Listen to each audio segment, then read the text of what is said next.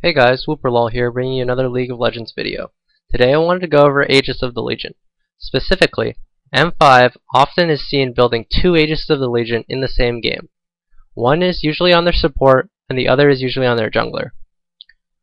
They're one of the only teams that does this, and they're very well known for their high-level theory crafting.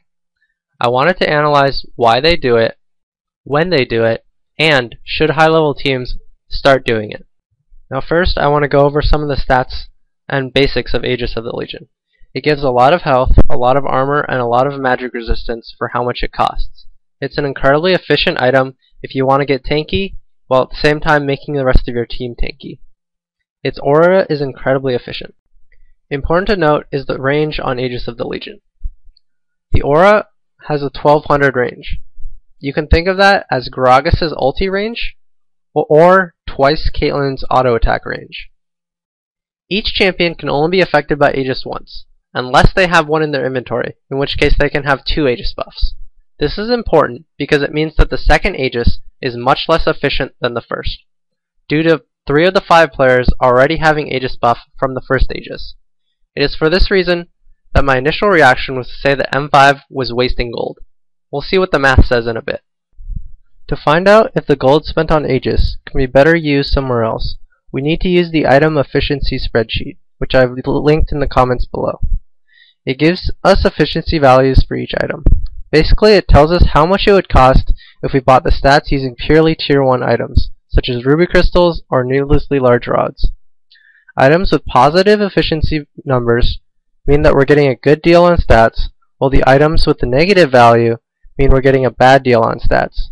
You can see bad deal items having activated abilities, like Shirelia's is a bad deal for stats, but you get that active for the move speed. Think of it like a combo meal at your fast food restaurant. You add up all the pieces and it's cheaper as a whole. You can see from this table that Aegis has a base efficiency of 133, and in an ideal situation where the entire team benefits from it, it has an efficiency of almost 3000. To put those numbers into perspective, Infinity Edge has an efficiency of 256, while Deathcap has an efficiency of 40. This means that Aegis is an incredibly undercosted item for the benefit that it gives. Now, to calculate the efficiency of the second Aegis, we need to make some assumptions. First, let's assume that it's a 5v5 teamfight where everybody is in range of both Aegises. Second, let's assume that one of the Aegis carriers is going to die in half of the fights. Third, let's assume that he dies halfway through the fight, when he does die. We can adjust the efficiency table using these assumptions. You can see the second Aegis is about half as effective as the first one in a full-on team fight. However, since Aegis has about twice the item budget as most other items, I still think it's an incredibly good buy in most situations. More supports should be buying a second Aegis instead of items such as Zeke's, Locket, or Soul Shroud. That's it for this video.